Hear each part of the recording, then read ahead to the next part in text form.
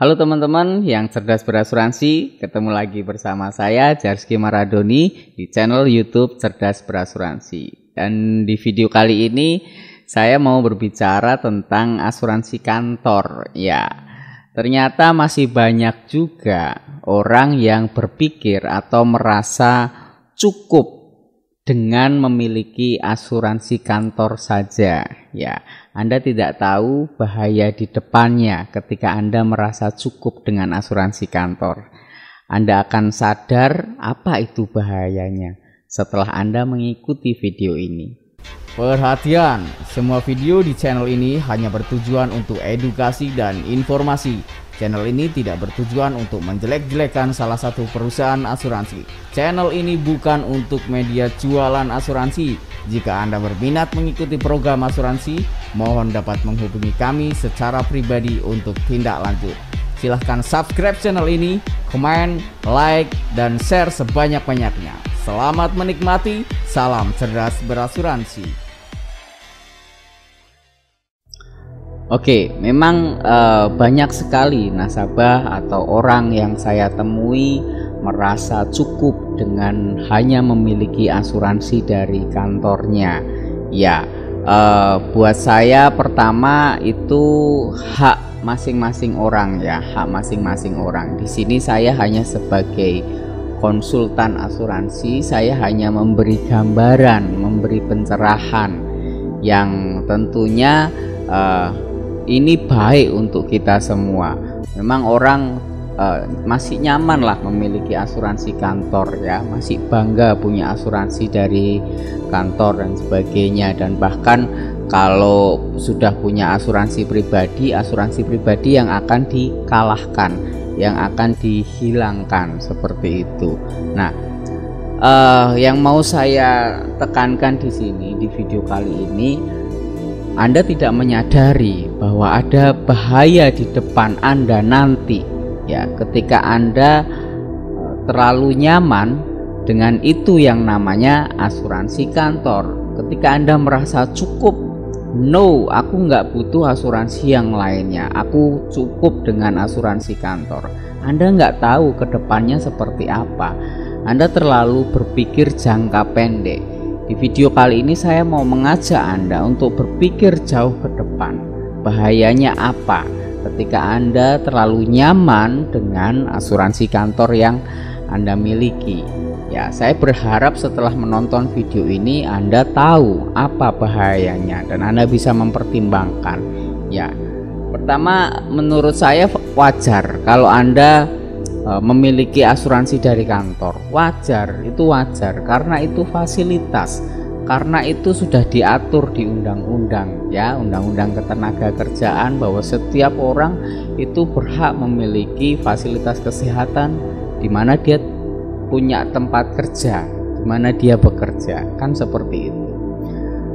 Nasabah saya macam-macam nasabah saya itu ada yang ya kantoran, ada yang pengusaha seperti itu. Dan saya justru salut ya, kredit plus buat saya untuk teman-teman atau nasabah saya yang punya bekerja sebagai pengusaha ya, wira swasta ya, entah itu jualan kaki lima, entah itu apapun lah yang mereka tidak punya penghasilan tetap. Tapi mereka sudah berpikir bahwa ketika mereka sakit nanti mereka butuh sesuatu yang menjamin mereka tidak mengeluarkan uang terlalu banyak. Percuma usaha kerjaan mereka nanti akan, yang mereka hasilkan akan hangus semuanya kalau mereka sakit. Mereka lebih berpikir tentang asuransi. Nah, sekarang saya mengajak Bapak Ibu semuanya, Anda semuanya yang sekarang sebagai karyawan kantoran yang masih bangga ya mempunyai asuransi kesehatan ya, saya akan berikan tiga pertanyaan yang akan membuat Anda tidak mendewakan asuransi dari kantor ya. Ini mohon maaf sekali lagi saya kalau memakai kata mendewakan ya, karena sekali lagi banyak sekali orang yang bangga sekali memiliki asuransi dari kantor, ya. Di foto, dipamerkan, saya sudah punya asuransi kantor. Sekali lagi itu wajar karena Anda kerja di situ, Anda dapat fasilitas, itu wajar. Nah, coba renungkan pertanyaan yang mau saya berikan ini kepada Anda. Yang pertama, nah, apakah Anda dijamin akan bekerja sampai pensiun di sana? Apakah Anda dijamin? Ya, mungkin Anda akan merasa, oh ya, saya bekerja dengan penuh kejujuran, saya karyawan terbaik di sana, kan seperti itu. Mungkin Anda cukup yakin dengan keadaan Anda saat ini, tapi tidak ada yang bisa jamin keadaan Anda 3 tahun, 5 tahun ke depan, 10 tahun ke depan, ya. Sekalipun Anda dekat sama bos Anda, sekalipun Anda dekat sama kepala Anda, atasan Anda, ya, tidak ada yang bisa menjamin. Saya sudah 6 tahun punya pengalaman sebagai karyawan swasta 6 tahun, artinya ya saya enjoy. Tapi sekali lagi, mungkin semua orang merasakan bahwasanya orang di kantor itu punya tujuan masing-masing seperti itu. Artinya tidak ada yang menjamin kapan kita akan berlangsung lama kerja di situ.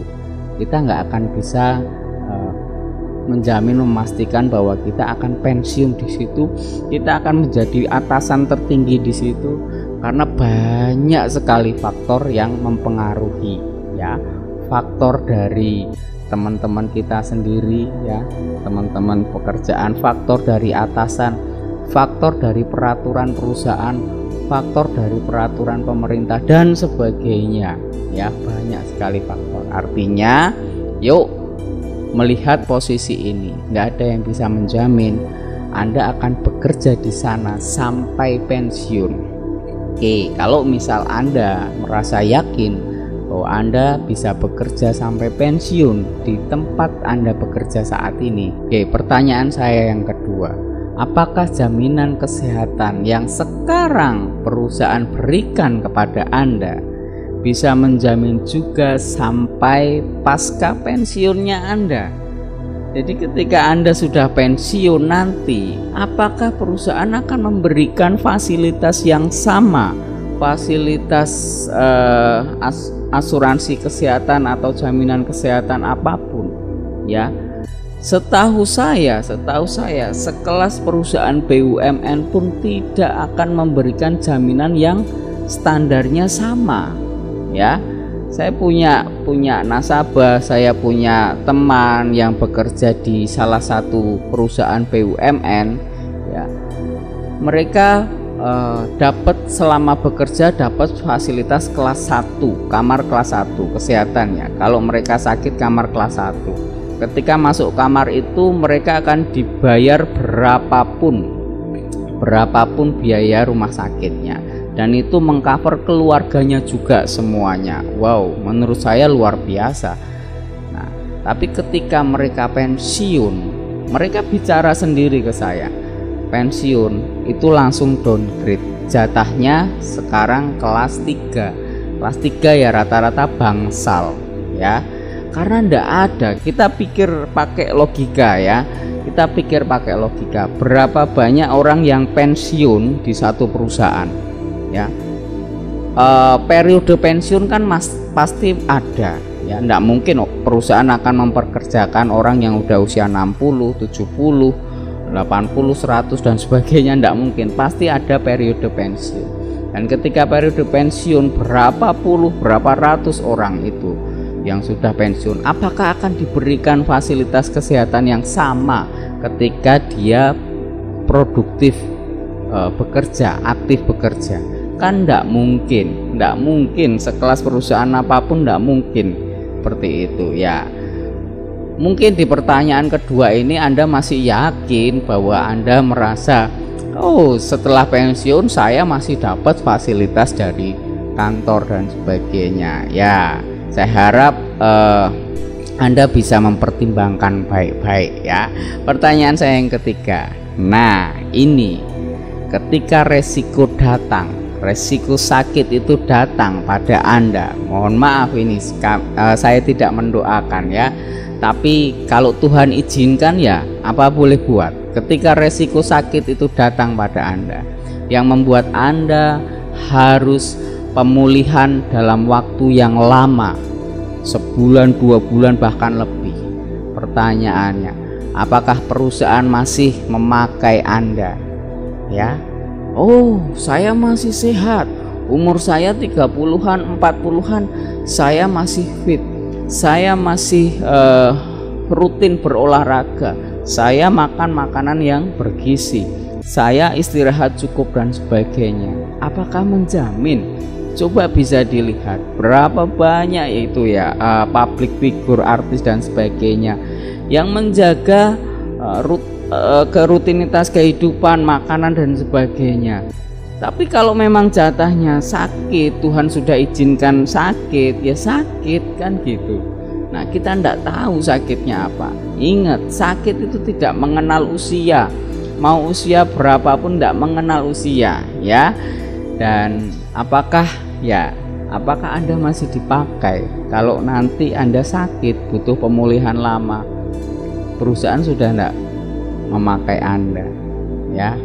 Perusahaan lebih pakai atau cari yang baru, yang standar gajinya di bawah Anda dipensiunkan dini. Betul tidak? Nah, sekali lagi, 3 pertanyaan dari saya ini bisa menjadi pertimbangan untuk Anda. Betul atau tidak, percaya apa tidak, itu keputusan Anda ya, bukan di saya. Baik buruknya bukan di saya. Saya di sini sekali lagi melalui channel YouTube ini saya memberikan edukasi, pencerahan untuk Anda. Saya berikan kesimpulan atau solusi untuk Anda. Yang pertama, kalau Anda memutuskan ikut asuransi setelah pensiun, itu kesalahan besar. Kesalahan besar sekali lagi ya. Kalau Anda baru ikut nantilah usia 55 lah, Mas Jarski saya ikut asuransi nanti setelah saya sudah nggak di cover kantor, usia 55 lah, usia 60 dan sebagainya. Itu kesalahan besar. Saya tidak akan menawari Anda ketika Anda sudah 55 ke atas, 60 ke atas, karena Anda sudah beresiko, sangat beresiko. Saya tidak tahu riwayat kesehatan Anda selama pakai asuransi kantor ya, itu sangat beresiko. Oke, jadi kesalahan besar. Ikut sekarang atau Anda akan menyesal nanti. Usia 55 sudah tidak produktif. Anda mau bayar premi pakai apa? Usia segitu mau ikut asuransi itu sudah sangat besar preminya, sudah sangat besar, dan Anda sudah tinggal pensiun. Ya, apa yang akan dibayarkan untuk bayar premi setiap bulannya? Jadi ikut dari sekarang ya. Ikut asuransi saat usia Anda produktif. Ikut sekarang. Anda bisa ikut dengan berbagai macam produk ya. Mau yang bayarnya berapapun ada semuanya. Mau bayarnya 5 tahun aja ada. Mau bayarnya yang diskonan mungkin ya ada. Silahkan temukan di agen kepercayaan Anda, konsultan keuangan kepercayaan Anda. Nah, saran saya, pilih asuransi yang mungkin bisa double cover. Nah, double cover artinya mungkin Anda merasa mubazir ketika saya sudah punya asuransi kantor, kemudian saya beli asuransi pribadi sendiri. Saya pakai asuransi kantor, sudah di cover kantor semua. Asuransi yang saya beli per bulan ini akan percuma, akan hangus, akan tidak terpakai, mubazir. Tidak. Carilah produk yang bisa double cover ya. Double cover artinya walaupun sudah di cover semua sama asuransi kantor Anda masih dapat manfaat dari asuransi pribadi yang Anda ambil atau beli. Nah, itu pentingnya di situ ya. Sekali lagi, ini solusi yang bisa saya berikan kepada Anda. Bahaya ke depan akan mengancam Anda ketika Anda masih merasa nyaman dengan asuransi kantor Anda.